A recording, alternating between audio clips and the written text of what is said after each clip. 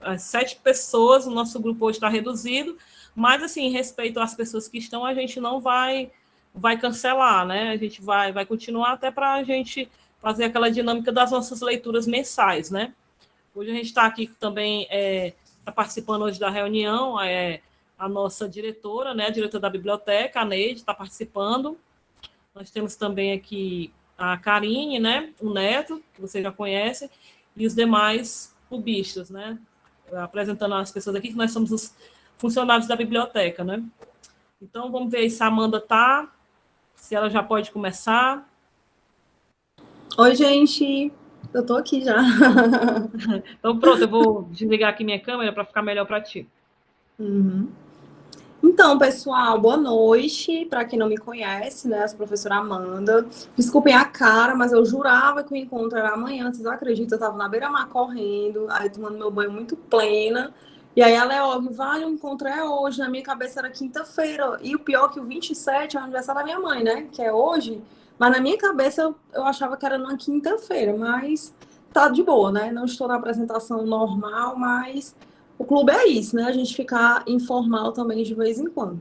Então, gente, assim, falar do José Saramago, eu acho que sempre é uma coisa muito feliz para mim, tá? É uma coisa muito positiva, porque dentre os autores, assim, que eu me identifico, que eu de fato gosto, ele tá entre os 5 meus favoritos escritores, assim, digamos que os que mais revolucionaram a minha vida, porque eu acho que todo mundo que é leitor sempre tem aqueles escritores, assim, que fazem a gente pensar de uma maneira diferente, ou que, quando a gente lê o livro, a gente termina aquele livro, a gente fica um tempo meio chocado, né, precisando de um tempo para absorver aquele conhecimento, que a gente acaba que lê quase todos os livros daquele escritor, né, e tudo, e ele configura nessa questão, né, ele é um dos escritores, assim, que eu li quase todos, né, eu acho que faltam uns 3 para eu ter terminado de ler, toda a produção, acho que faltam uns 3 ou uns 4 livros dele, para eu terminar de ler toda a obra, né, digamos assim. E ele é um escritor que ele é o tipo que ou você ama ou você odeia, tá? Não existe meio termo com José Saramago. Por que eu falo isso? Alguns leitores, porque assim, geralmente eu considero uma pessoa que não gosta de José Saramago quando a pessoa realmente é um leitor veroz, assim, um leitor de respeito, digamos assim, né? Que lê coisas densas, né? Que faz críticas literárias razoáveis. Então, eu vejo que pessoas que configuram nesse meio, porque eu já frequentei vários clubes de leitura, e pessoas que configuram, né, esse meio literário aí de clubes, que falam que não gostam do José Saramago, ou não gosta porque ele não pontua, não sei se vocês conseguiram observar, mas isso que ele faz de não colocar parágrafo, não colocar vírgula, é uma coisa estritamente proposital, assim, justamente para que você fique sem fôlego, né? Você vai lendo ali e dentro daquela coisa sofrida ou não, dentro daquele contexto, ele faz com que nós, pobres leitores, fiquemos assim, mais sem ar, digamos assim, né? Dependendo do contexto. E em alguns livros, esse tipo de parágrafo, digamos assim, né? De escrita sem pausas, aí é que deixa a gente mais sem fôlego, né? Como no caso do ensaio, no ensaio da cegueira e intermitências da morte, a gente fica muito sem fôlego, né? Porque a gente vai vendo aquela situação e ele não dá nenhum espaço assim para que a gente consiga respirar. E muitas pessoas não gostam disso. Outras pessoas também não gostam do fato dele ser ateu. Como é que um homem é ateu dentro de um universo tão católico que é Portugal, né? Porque, para quem não sabe, ele é um escritor português. Ele ganhou o Nobel, né, em 1998, prêmio esse que ele ia dividir com Jorge Amado, porque eles eram grandes amigos, eles trocavam correspondência. Inclusive, tem até um livro póstumo deles dois, que são dessas correspondências que eles trocavam, né? belíssimo, inclusive, e ele ia dividir esse Nobel com Jorge Amado, porque os dois escritores são os dois maiores nomes, né, de traduções em língua portuguesa, né, Zé Saramago e Jorge Amado. Sendo que, infelizmente, o Jorge Amado morreu antes dessa premiação do Nobel, e aí eles não conseguiram fazer a divisão, né, desse prêmio para os dois, o que foi uma pena, né. E assim, sobre o livro em si, né, Ensaio sobre a Cegueira, o que é que eu acho mais pertinente para falar para vocês? É um livro que eu já li 3 vezes, né? Já vi o filme também, inúmeras vezes eu tenho o filme, inclusive. Eu sempre aconselho as pessoas para lerem o livro antes de ver o filme, porque eu acredito que certos recortes, quando a gente lê, é muito mais pesado do que quando a gente vê no filme. O recorte daquela mulher que é estuprada, né, o estupro coletivo e a morte daquela mulher, na leitura ela é muito mais densa, né, do que quando a gente vê aquela imagem. A sensação da mulher de olhar aquela situação toda, né, de ser a única pessoa que está enxergando e poder visualizar tamanha dor e tamanho sofrimento, eu acho muito mais dramático escrito e a minha mente tentando absorver do que quando a gente vê no filme. Apesar do filme ser tão fiel, certo? Ser tão, como é que eu vou dizer? Tão fiel à obra. Eu não achei, assim, que nada saísse do contexto, né, do livro em si, mas o livro faz com que a gente possa imaginar mais, né, a respeito daquela situação. O que é a ideia do Saramago com relação ao livro, gente? Eu acho que vocês observaram que é uma cegueira branca. E até quando eu fui fazer a divulgação no clube de leitura, né? Eu falei um pouquinho sobre esse livro.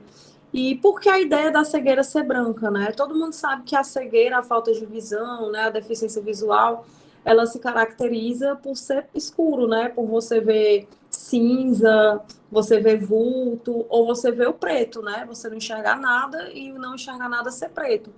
E a cegueira do José Saramago é branca, porque com isso ele quis fazer referência à cegueira social, né? A ser uma cegueira diferente do deficiente visual, no sentido de ser uma cegueira social, porque para ele, todos nós estamos envolvidos nisso, né? A partir do momento que a gente vê uma tragédia, né? A pessoa está ali assistindo Barra Pesada, assistindo Rota 22, Cidade Alerta, aí você vê um monte de tragédia, você desliga a sua televisão e você vai viver a sua vida normalmente, aquilo ali não te choca, né? Você vê várias situações de miséria, de fome, de destruição e tudo mais, mas você não fica mais impactado. A nossa sociedade hoje não fica mais impactada com a dor do outro, né? E eu achei de uma sensibilidade muito grande José Saramago trazer essa cegueira branca como uma cegueira social, né? Até que ponto nós estamos cegos perante as tragédias humanas. E aí, quando ele traz uma pandemia, que é justamente o que a gente está vivendo, e quando a gente traz o livro para a nossa realidade de hoje, todo mundo sabe que eu não discuto política, a Leolga, a Cleva, assim, quem é meu amigo, que me segue mais, eu não gosto de fazer polêmicas, né, a respeito de política, de me envolver em nenhum partido, em falar nada, né, eu nunca utilizo minhas redes sociais para esses fins, né, mas às vezes a gente se depara com situações, tá, de determinadas pessoas que a gente fica, poxa, o fulano é tão militante, né, de política, e numa hora dessa de vacina, né, ele vai lá e se vacina sem ser a vez dele de se vacinar, né? Aí você fica assim, nossa, né? Olha como que as pessoas são, né? Como é que as pessoas são alheias à realidade, à sensibilidade de perceber que a vacina é para quem está na linha de frente, pelo menos nesse momento, né? Para quem está numa situação mais fragilizada. E aí entra justamente no livro, quando as pessoas começam a pensar apenas em si, né? Apenas em você se salvar, quando chega naquele momento que as pessoas começam a querer liderar, né, aquele confinamento, né, aquele local lá, e você começa a ver as pessoas querendo se aproveitar das outras, né, querendo extorquir dinheiro, joias, aí você pensa, dinheiro para quê, né? Porque chega um certo ponto que o dinheiro não é mais necessário quando todas as pessoas estão doentes, né? Todas as pessoas estão acometidas por essa cegueira visual, essa cegueira branca. E por que que Saramago pensou em deixar só uma pessoa enxergando, né? Por que que só uma pessoa que podia, tipo assim, ver na íntegra? Vamos imaginar que as outras pessoas apenas sentiam, né? Sentiam a dor, sentiam a fragilidade de você estar naquela situação e você não saber como é que você vai cuidar de você mesmo, né? Aquela mulher passa a ser os olhos daquela realidade. E muitas vezes eu ficava pensando, nossa, como deve ser sofrido para ela, né? Às vezes é melhor não estar enxergando. Eu pensava assim, de todas aquelas pessoas que estão ali naquela situação, ela é a que mais sofre, né? Por poder estar enxergando e vendo na íntegra até que ponto vai a maldade das pessoas, né? Essa coisa de você querer se dar bem de alguma forma. O coitado do cara tá no trânsito, fica cego, o cara vai ajudar ele. Não, vou te ajudar, vou te levar em casa, vou ser legal contigo. E o que é que o cara faz? Né? Logo no primeiro capítulo do livro, ele rouba o cara que ficou deficiente visual. Poxa, esse cara tá aqui, tá fragilizado, né? Eu vou aproveitar e vou roubar ele, né? Tem coisa mais fácil na vida do que roubar essa pessoa que está aqui nessa situação. Então, assim, eu faço muita referência à nossa situação, porque sempre tem essas pequenas questões, né? Das pessoas que sempre querem tirar proveito e partido da, da, da situação, né? Da questão em si. Então, assim, eu acho que é um livro extremamente moderno, né? É um livro extremamente forte, moderno, e principalmente agora, porque, de certa forma, a gente passou por isso, né? Não nessa questão da cegueira, né? Como é retratado no livro, nem todo mundo foi atingido da mesma forma. Eu estava até conversando com uma amiga minha que ela perdeu o pai e a mãe, né, pro Covid. E eu dizendo para ela assim que qualquer coisa que eu tivesse passado em função da pandemia era muito pouco se eu fosse comparar com a dor dela, né, de você enterrar sua mãe no Dia das Mães sozinho, né? Eu acho que não deve existir coisa pior na vida.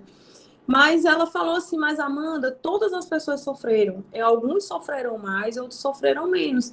Mas sofrer nesses momentos de pandemia, todo mundo sofreu, né? Então o livro abre muito para essa reflexão. Algumas coisas que eu gosto também, que eu acho muito relevante, muito bonito na trajetória do José Saramago, diz muito respeito ao amor que ele tem à terra dele, certo?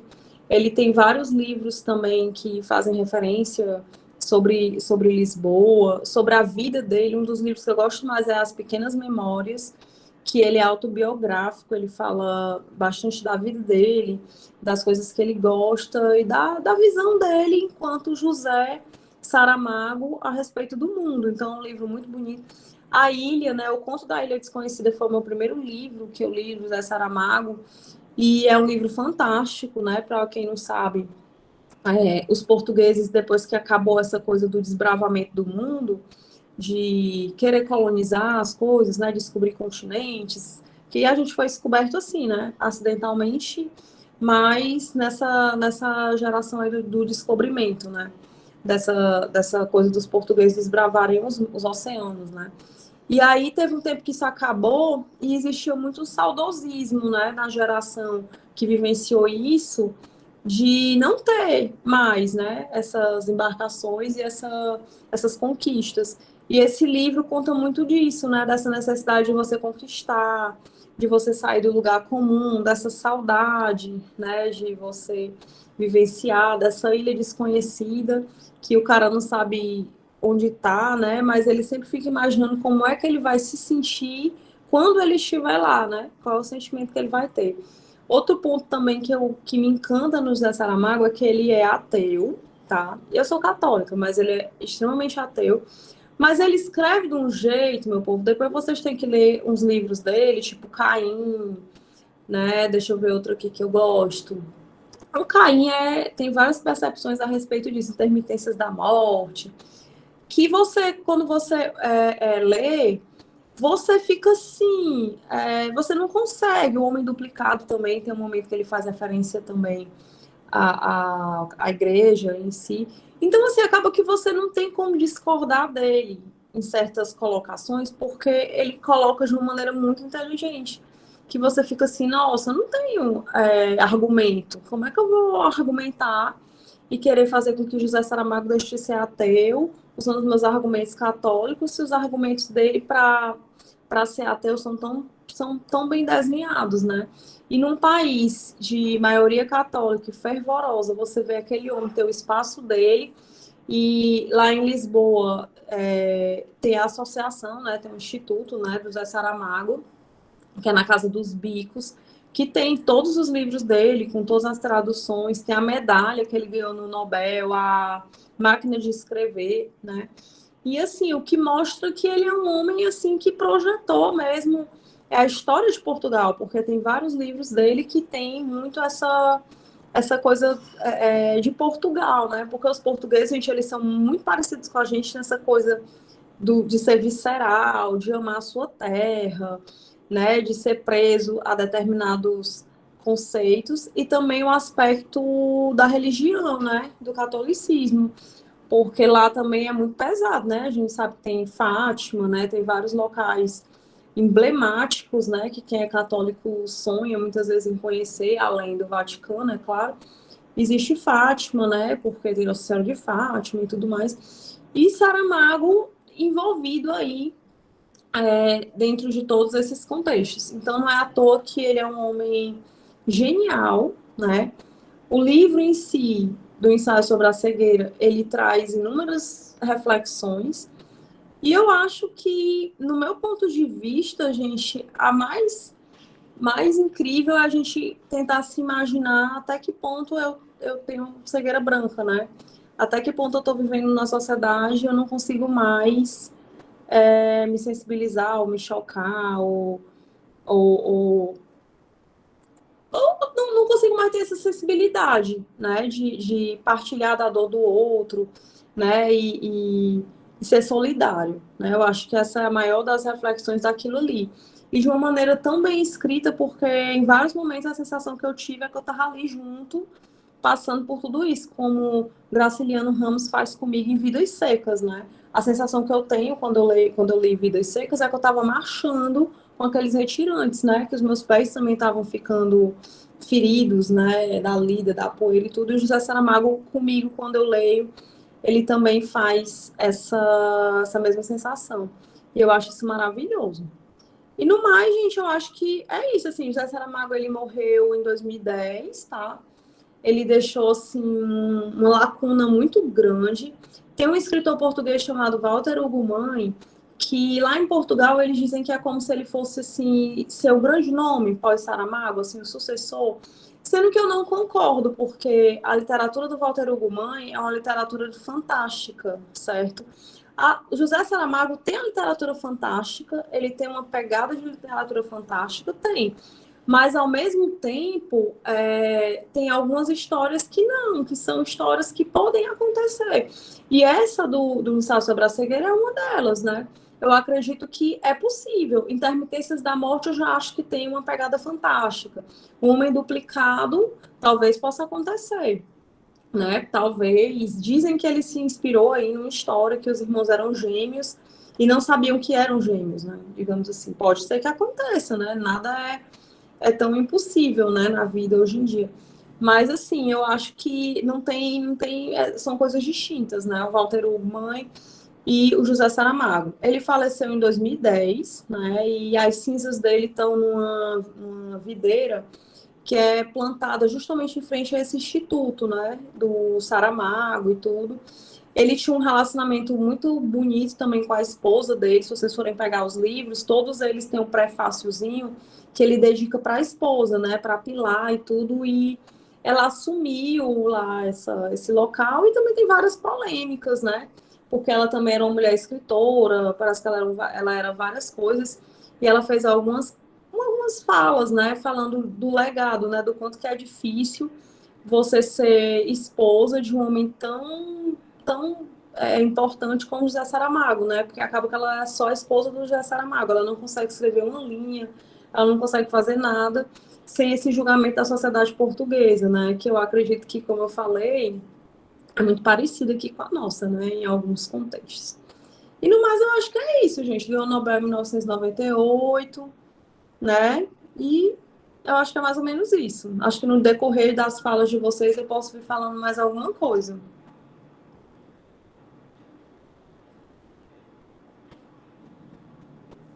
Alguém quer falar? Como é? Como é que vai ser, Leog? Eu posso começar? Pronto, vai, Larissa, eu vou desligar meu microfone.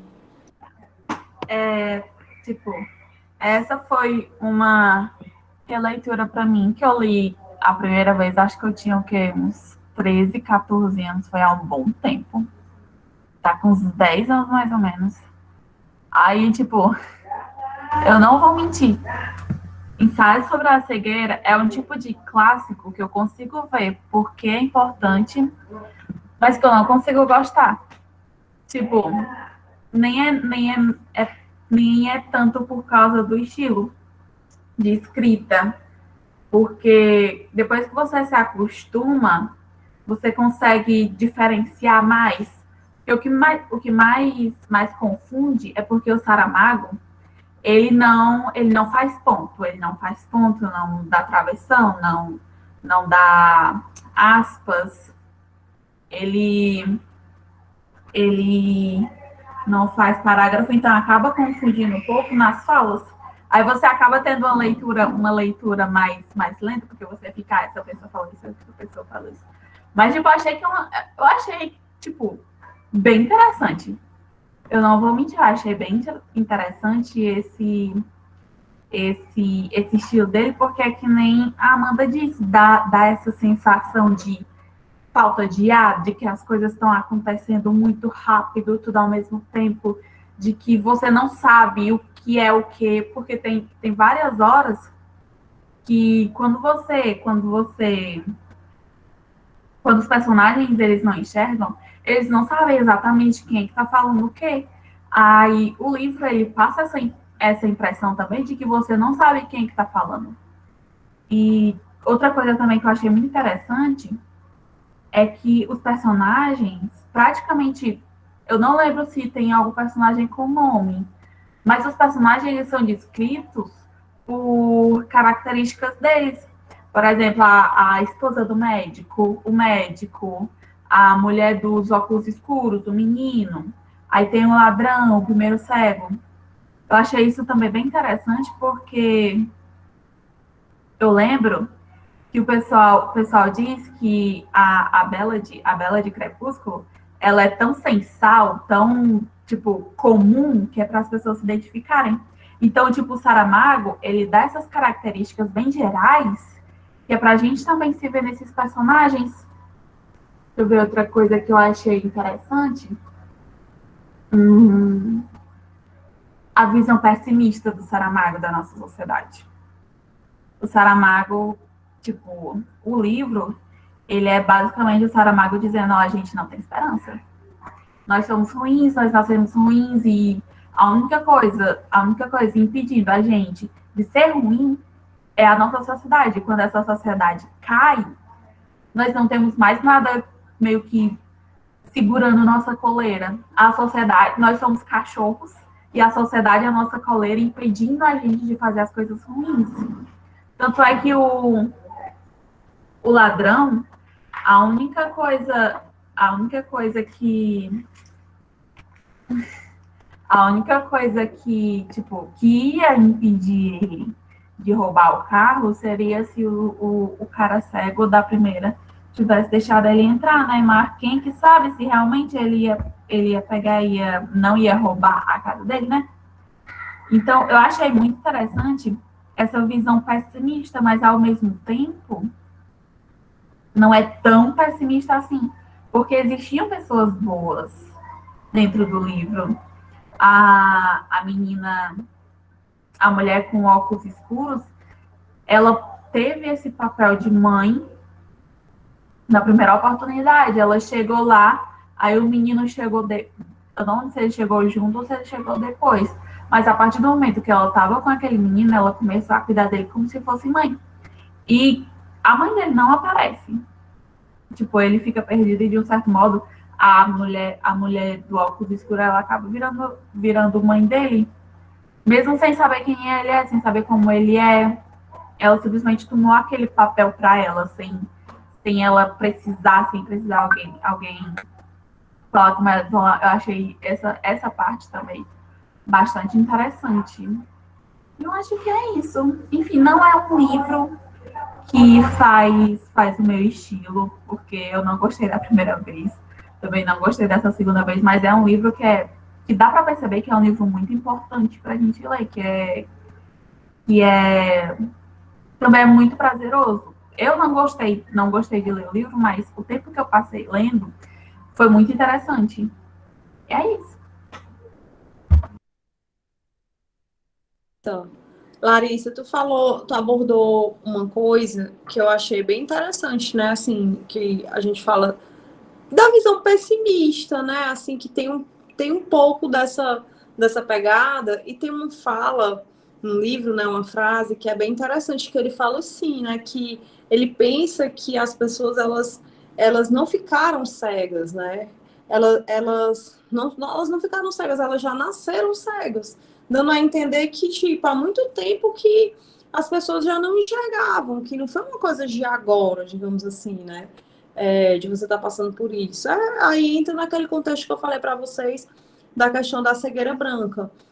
Quando eu estava dando uma relida, né, procurando, né, alguns dados aqui sobre o José Saramago, e aí eu vi um artigo, né, de uma reportagem falando que da importância desse livro, né, do ensaio sobre a cegueira e coronavírus, né, e a quarentena e tudo, e o escritor que fez o artigo, ele começou a falar que esse é um dos livros, tipo, mais difíceis de ser lido, talvez por isso que a Larissa não gostou, assim, da primeira vez e da segunda, porque eu acho, assim, eu comecei a ler com um livro mais leve, né, que foi o Conto da Ilha Desconhecida, porque você lê ele em 30 minutos, e ele é fofinho, ele é leve, digamos assim, você tem que começar lendo os mais suaves para depois você chegar nos mais pesados, e aí quando você chegar nos mais pesados, você já está familiarizado, digamos assim, né, com a maneira como o Saramago escreve. E assim, é um livro que ele fez em 1995, que com certeza fez com que batesse o martelo, esse livro fez com que batesse de fato o martelo para ele ganhar esse Nobel. Mas o outro ponto que eu achei interessante foi essa analogia que as pessoas estão retratando novamente o livro, né? Estão trazendo o livro para o nosso contexto e associando algumas situações à nossa atual situação, né? Da quarentena, das pessoas querendo tirar proveito. Claro que ninguém passou pela metade daquilo que está no livro, né? Ninguém, a gente ficou isolado, cada um dentro das suas casas, né? Não teve um ambiente como se fosse sei lá, como é aquela sensação meio de holocausto, né? Vamos ficar todo mundo numa concentração aqui, afastado do mundo, né? Isso aí a gente não viveu, né? Mas as outras pessoas já, em outros momentos, né? Em outros momentos da história, talvez algumas pessoas já vivenciaram isso, né? E eu acho bem interessante. E aí, quem mais que vai querer falar? Eu? Fale, Cleofa. Boa noite, pessoal. Boa noite.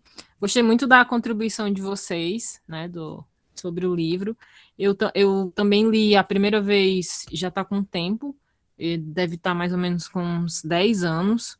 Na época, a internet não era tão popular quanto hoje, né? Quanto não era tão acessível. Na época, foi assim que eu comecei a morar em Sobral, então eu li o livro e só acho que um ano depois foi que eu soube que tinha um filme, mas eu acho que o filme é de 2008, uma coisa assim. O filme é bem antigo, o filme. E o livro é da década de 90, né, uma coisa assim. Então, esse livro ele foi feito num contexto, né, onde, digamos assim, a individualidade não estava tão severa quanto está hoje, né, com as redes sociais e tudo mais. Eu acho que talvez se o Saramago tivesse vivo e tivesse passando por essa pandemia, eu acho que talvez depois disso iria sair um livro aí bem interessante para nós, né? Mas, enfim, eu li esse livro dele, li Caim também, logo em seguida. Caim, que conta a história do Caim, né, da Bíblia. É uma história também incrível, é uma odisseia, assim, você fica acompanhando a trajetória do personagem, e é bem como a Amanda falou mesmo. Tem uma cena lá do Caim, que o Caim tá peregrinando, né, e aí tem uma passagem da Bíblia que Abraão vai matar o filho e tal. Aí é o Caim que salva, né, o filho do Abraão. Pega e fala para ele.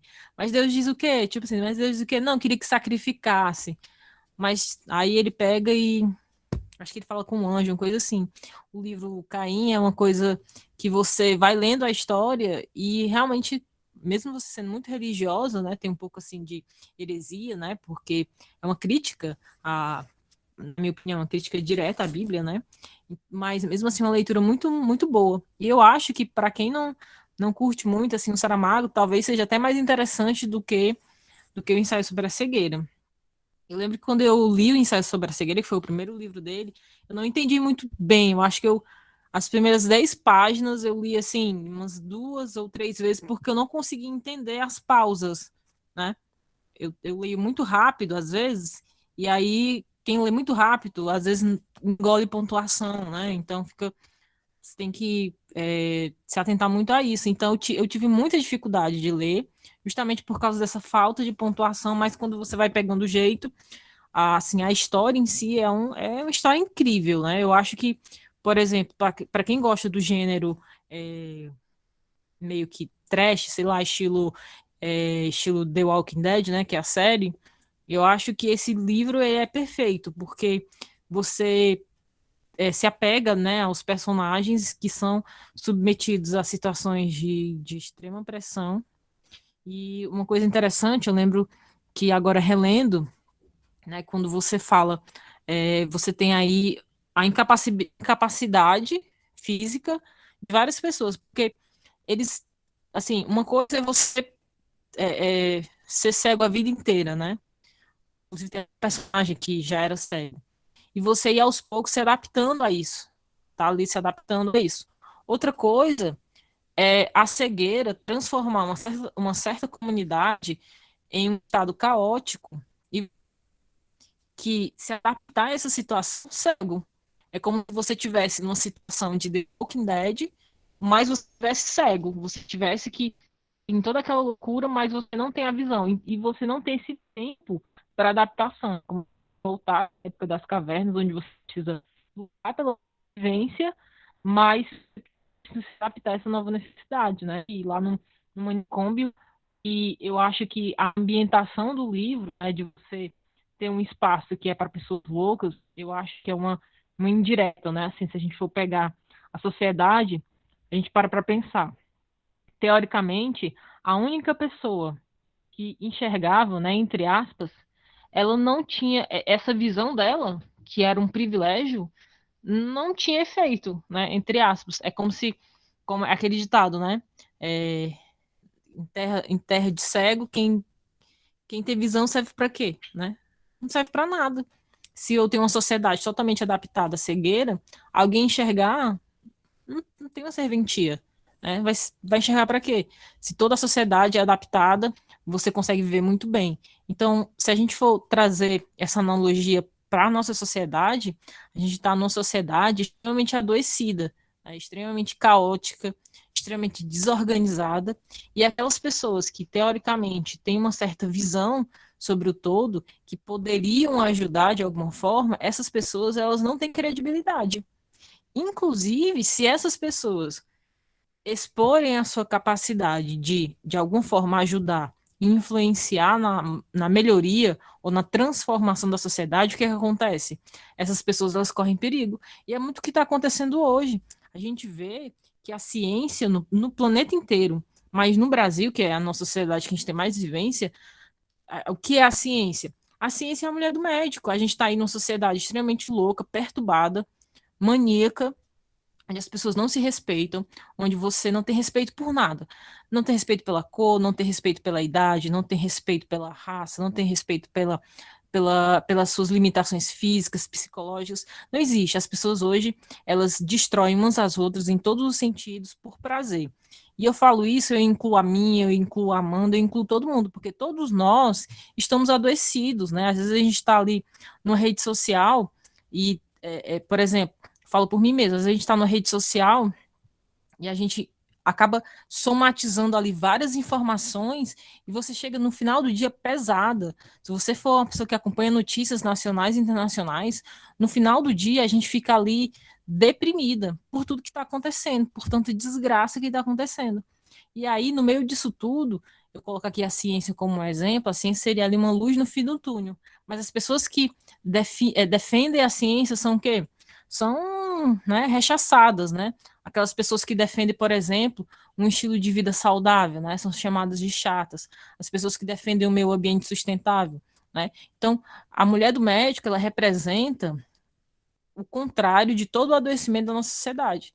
Então, e esse contrário, ele corre perigo. Quem levanta a bandeira e é contra a maioria, essas pessoas, elas são, né, motivo de piada. E eu acho que o Saramago, na década de 90, eu não lembro exatamente quando é o livro, mas eu lembro que da década de 90, quando ele quis escrever o livro, ele já escreveu nessa vibe, né, de dizer, olha, a gente está numa sociedade aí completamente destruída. E as pessoas que têm uma visão, né, bem filosófica, têm uma visão disso tudo, elas não estão nem aí. E uma coisa interessante, né, que no final do livro também, é que o fato eles perdem a visão, né, eles têm um momento ali de loucura sem essa visão, eles ficam no estado animalesco, né, tudo aquilo que estava dentro de algumas pessoas, que já é, digamos assim, nato dessas pessoas, né, elas afloram no momento das adversidades, é no momento da adversidade que você testa o caráter da pessoa, né. E aí eles passam por todo aquele momento e no final do livro eles recuperam ali a sanidade, a visão e tudo mais. E se a gente for levar isso aqui um pouco para a pandemia, né? Essa pandemia ela vai ter um fim. Isso aí é uma questão lógica. Pode ser daqui a 1 ano, pode ser daqui a 5 anos, pode ser daqui a 10 anos. Ela vai ter um fim. Quando tudo isso acabar, o que é que a gente vai ter? A gente vai ter uma classe política que está ganhando muito dinheiro em cima da desgraça alheia, né? Tem hospitais esses hospitais extras que mal foram, teve dinheiro aí à loucura, né? E não saiu nem da planta. A gente tem uns políticos, mas a gente já espera isso deles, né? A gente já espera essa falta de ética deles. Mas ao mesmo tempo, a gente tem das pessoas comuns uma falta de empatia, uma falta de mau caratismo, né? A gente vê as redes sociais é o grande mote, né? A gente consegue ver para onde é que está indo o rebanho. Mas se a gente for parar para pensar, quem foram as pessoas, né, que foram solidárias umas com as outras? Para aquelas pessoas que a gente jamais pensou. E as instituições que a gente julga, né, como instituições solidárias, como instituições que têm uma visão, digamos assim, não adoecida no mundo. O que foi que elas fizeram pela sociedade? Nada. Absolutamente nada. Se a gente pegar a religião, todas as religiões, se a gente pegar a Igreja Católica, o que foi, por exemplo, se a gente pegar o Vaticano como instituição centralizadora do poder da Igreja Católica, tanto em questão da religiosidade, quanto em questão monetária. O que foi que o Vaticano fez pelo planeta? Absolutamente nada. E o Banco do Vaticano é um dos bancos mais ricos, eu não sei se é o mais rico, mas é um dos mais ricos do planeta. O que foi que o Vaticano fez? Nada. O que foi que o Vaticano fez em relação às vacinas? Absolutamente nada. O que foi que o Vaticano fez em relação ao incentivo das vacinas? Absolutamente nada. Se a gente vem aqui para o Brasil, o que foi que a Universal, que é uma grande seita evangélica, fez em relação a ajudar os seus fiéis? Absolutamente nada. Nada, não fez nada. Então a gente tem, nessa sociedade, né, digamos assim, se a gente for pegar essa analogia, a mulher do médico, né, a gente tem essa mulher do médico que é o norte, né, é a sanidade no meio da cegueira, né? É nesse momento que a gente percebe que as instituições religiosas, muitas das instituições educacionais também, que só as particulares só se preocuparam em manter o lucro e as públicas só se preocuparam com números, né?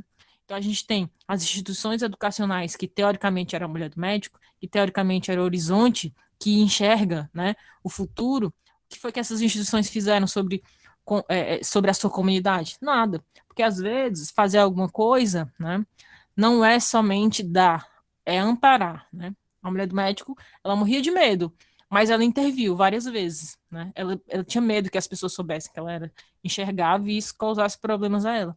Mas quando ela percebeu que ela era necessária, ela ajudou, né? Então, assim, essas instituições a gente não pode contar com elas, né? Nesse momento de pandemia, quando o bicho tá pegando, né? Quando está todo mundo na cegueira branca, quem é? Quem é a nossa mulher do médico? Eu não sei. Talvez nem tenhamos, né? Talvez ela esteja aí e não esteja levantando a mão com medo de ser morta também, né? De ser contaminada, sei lá. Então é um livro, se você, na época que eu li, eu fiquei assim muito na época eu li muitos livros pesados, né? Esse foi um dos, e você fica assim muito deprimida com a nossa sociedade, porque esses autores, eles têm uma opinião. Eu tenho a mesma opinião do que o Saramago, talvez a Amanda em algum momento tenha a mesma opinião do Saramago, mas o que diferencia o autor é que ele consegue dizer toda essa angústia que a gente tem em relação a essa sociedade adoecida em palavras.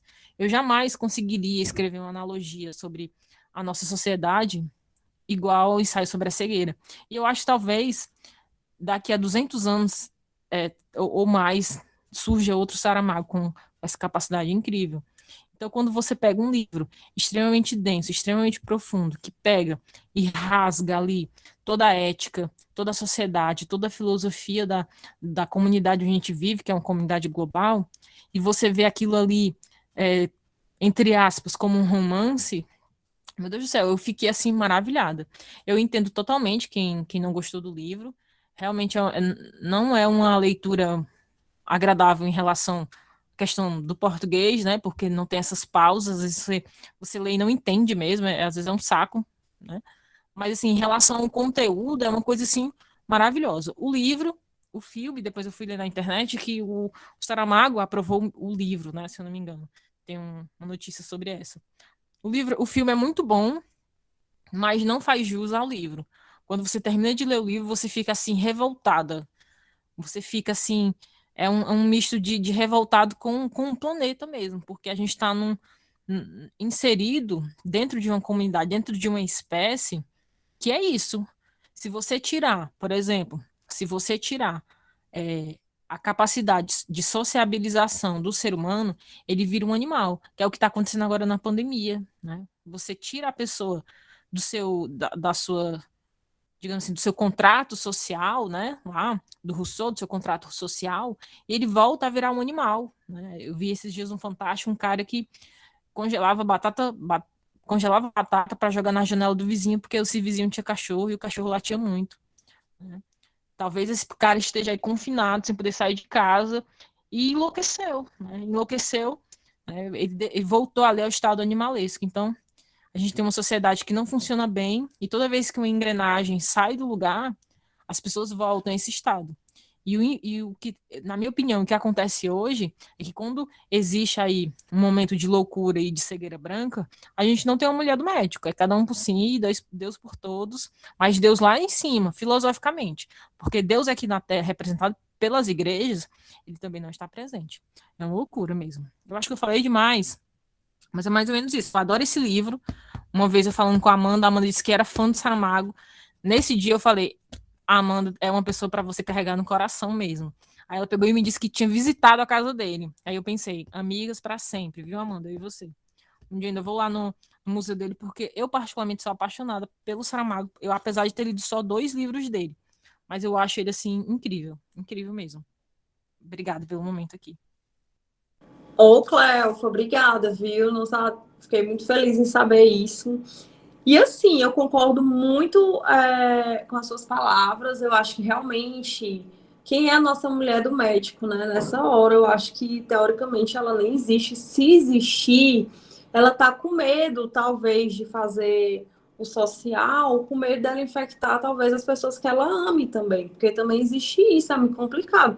Eu tenho uma amiga, eu vou dar só esse exemplo aqui que você falou da mulher do médico, eu me lembrei dessa amiga. Ela faz um trabalho, amiga minha do doutorado, ela faz um trabalho na Toca de Assis, e ela alimenta também esse pessoal de situação de rua, enfim. E ela falou que as pessoas não estavam conseguindo ir, e um dos freis, que ainda era que estava conseguindo ir, né, um frei lá da Toca de Assis, rapaz super jovem, pegou Covid e faleceu. Então, depois que essa pessoa que estava indo alimentar, né, as pessoas em situação de rua, pegou Covid e faleceu, todas as outras começaram a ficar com medo e não foram mais. Então, assim, é complicado, é uma situação que acaba que a mulher do médico, caso ela exista, ela tá com medo, né? Porque talvez as mulheres do médico que foram lá fazer o seu social, né, e o bem da humanidade, acabaram que adoeceram e infelizmente partiram. E eu vejo que é uma situação muito delicada. Às vezes eu fico pensando, meu Deus, se Saramago tivesse aqui hoje, né, para vivenciar todas essas realidades, o que ele escreveria, né? O que é que ele iria pensar? E assim, eu concordo em todas as suas palavras. Eu adorei quando você falou do Caim. E, gente, assim, algumas coisas do José Saramago eu acho engraçado.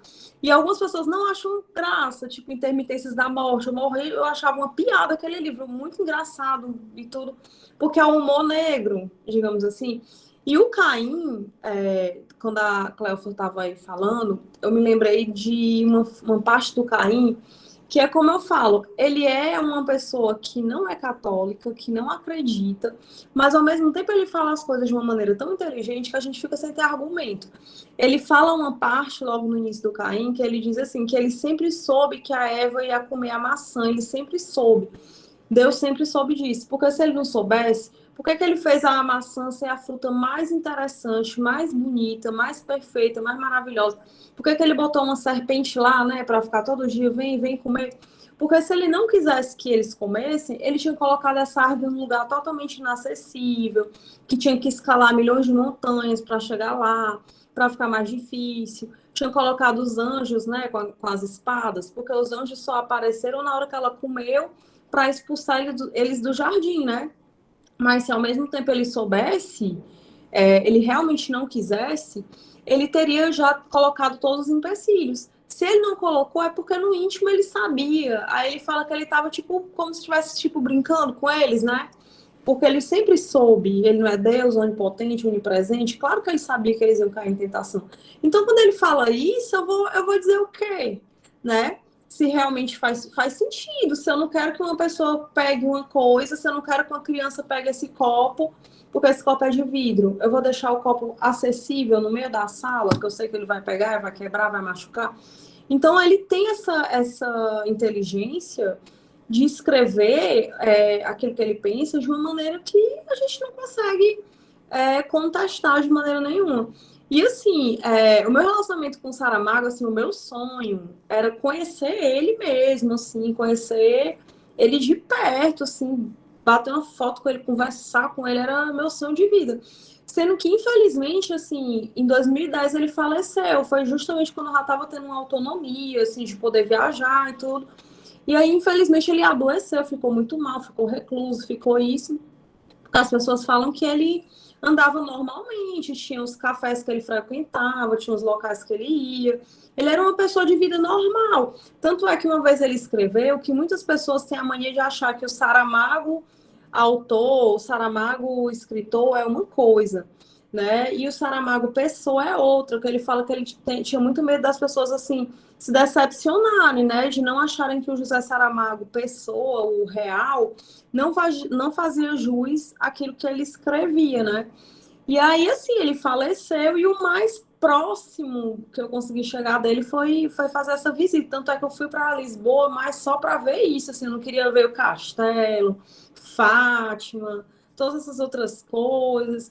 Eu queria mesmo conhecer o Instituto, assim, foi uma das coisas mais legais que eu já fiz, assim, e foi o mais próximo, né? Chegar lá na videira, onde estavam as cinzas dele, não cheguei perto em vida, mas cheguei perto em morte. E tá valendo, né? Achei que missão cumprida, né? De alguma forma. eu cheguei perto porque realmente eu acho muito encantador.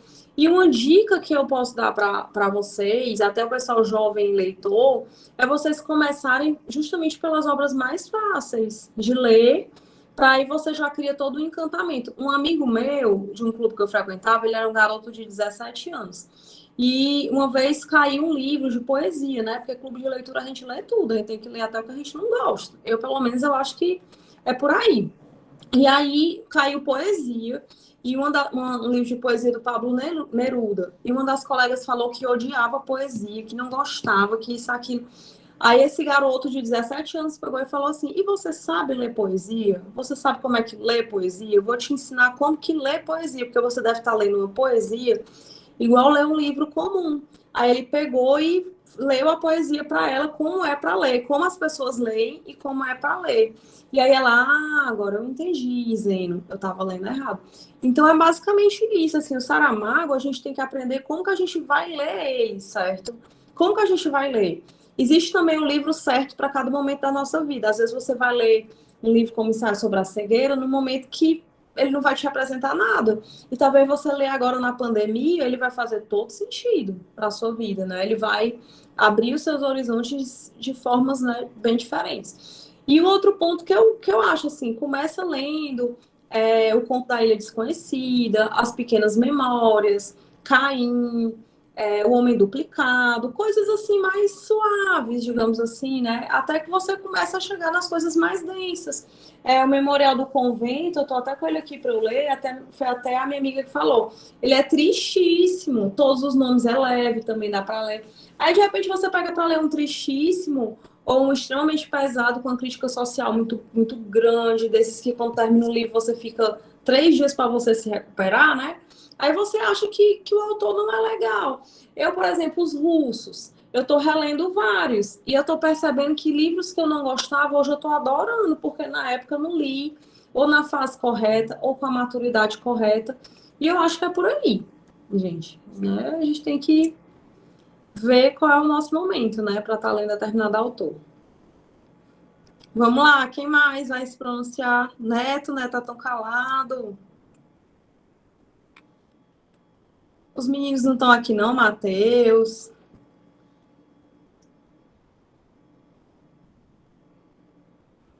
Porque o povo hoje está tudo em aula, né? A gente marcou esse encontro para hoje e não nos atentamos a esse detalhe. Eles voltaram com as aulas, né, online. Aí estão em aula. O Matheus, a Joanessa, boa parte deles. Ah, entendi. E o Neto está dizendo aqui que está com problemas técnicos. Vixe Maria. A dona Fátima também nunca mais entrou. Então, mais alguém dos presentes vai falar alguma coisa? Gostei muito do. Só para complementar aqui, eu gostei muito do encontro hoje, né? Já fazer. Desculpa. Só que eu acho. Ver.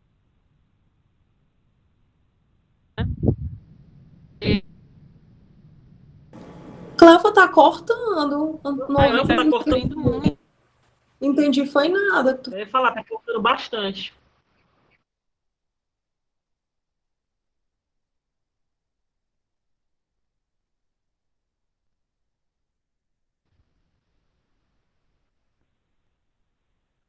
Oi? Tá ouvindo agora?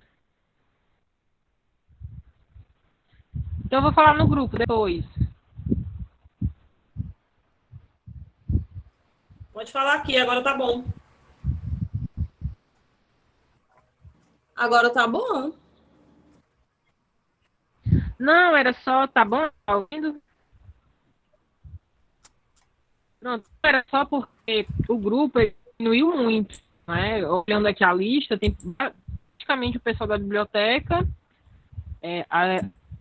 2, 3, 4, 5 comigo, né? 5 pessoas comigo. Então, assim, acho também em relação às aulas, né? Talvez interessante ver um outro dia, né? Ver um outro dia, e dia fixo, até para a pessoa se organizar, porque Então vai ficar diminuindo, vai ficar só a biblioteca praticamente. E eu, né? Então é bom organizar e deixar um dia fixo, com um horário fixo, né? Para o pessoal ir se organizando, né? Eu já, não, hoje tem tudo, entendeu? Isso, exatamente. A gente vai ver isso, Cofa. A gente vai ver isso porque parece que funciona mais nas sextas, né? Mas a gente puxou para a quarta, pensando que essa dinâmica ia dar certo. Porque, assim, como a pandemia está mais ou menos assim, muita gente está saindo nas sextas, né? A gente ficou com medo de fazer na sexta e não ter tanto público, mas a gente está vendo é o contrário. Eu acho que realmente a gente vai voltar para o grupo às sextas-feiras. Leog, era bom Vai vocês botar em votação. lançarem, sei lá, um enquete no grupo, perguntar para a galera, principalmente para os meninos que são estudantes, né? Quais são os melhores dias, assim. Isso. Porque, por exemplo, para mim, sexta-noite é ótimo, porque não tem trabalho, já tô de boa, entendeu? Aí... Pois é. Eu vou pedir para o Neto fazer essa enquete e a gente vê, né? Realmente. Pode fazer. A gente está vendo. Pois é, a gente está vendo que está tendo esse probleminha. Uhum. Então, acho que é isso, né? Não, ninguém tá falando mais nada, acho que ninguém quer falar. Então, acho que assim a gente encerra, né? Ou mais alguém quer se pronunciar? Gente, boa noite. Hoje eu tô aqui, a Neide. Eu tô aqui mais como ouvinte. Aí eu queria mesmo só agradecer a contribuição de vocês, agradecer a Leog, ao Neto, que estão conduzindo aí o grupo, né? Hoje a gente percebeu que teve uma quantidade menor de alunos, mas a Leog já... estudantes, né? Já explicou que realmente eles voltaram às aulas e ficou esse número reduzido. Mas as contribuições de vocês foram muito boas, muito interessantes, da Amanda, da Larissa, da Cleufa, né? Que para quem não leu o livro, dá até vontade da gente passar a ler, né? E percebeu-se que está assim, muito recente, né? Muito atual, as colocações, os paralelos que foram feitos com a atualidade da gente, pelo que a gente está passando, né? Por conta dessa pandemia. E agradecer mesmo. Boa noite pelas contribuições de vocês, tá bom? Obrigada. Obrigada. Pronto, o Neto está com parece que tá com problemas técnicos, eu acho que nem dá para ele falar. Neto, se você vai falar alguma coisa, tem como tu falar ou está com problema? Ver se ele fala alguma coisa no chat. Deixa eu ver se tem alguma coisa dele. Acho que não tem. Então, acho que ele está mesmo com problemas aí. Então, assim, ele disse que não está saindo meu áudio, ele está falando. Então, pronto, assim, a gente vai finalizar e, mais uma vez, assim, agradecer, né, a cada um de vocês, principalmente a professora Amanda, que conduziu hoje perfeitamente, né, realmente ela é apaixonada pelo Saramago e eu já vi algumas coisas dela falando sobre ele e achei que realmente ia ser fantástico como foi, né? Agradecer sempre essa parceria, ela já é praticamente funcionária da biblioteca. Ela é uma bibliotecária, realmente. Qualquer dia eu tô botando pra mim digital lá, viu? Ela já é uma bibliotecária, porque ela, Ave Maria, adora biblioteca e é uma pessoa que frequenta demais biblioteca, livraria. Essa mulher está sempre nesse lance aí da leitura. Então, assim, sempre agradecer, porque ela topa tudo que eu peço a ela topa, né? Além dos desafios culinários, os literários, tudo ela topa. Então é isso, agradecer a todos aqui que participaram, né? Todas as falas, agradecer e desejar a vocês uma boa noite. E, como de praxe, depois a gente vai lá no grupo e coloca lá, a gente vai colocar essa enquete, né, do horário e dos dias da semana e uma nova leitura, né, obviamente. E aqui já começaram a bater o suco, né, da noite, então eu vou ter que finalizar. Então é isso, muito obrigada, viu, Amanda? Obrigada, pessoal, boa noite, prazerzão estar aqui com vocês, tá? Então, tá. Tchau, tchau. Tchau, tchau, valeu.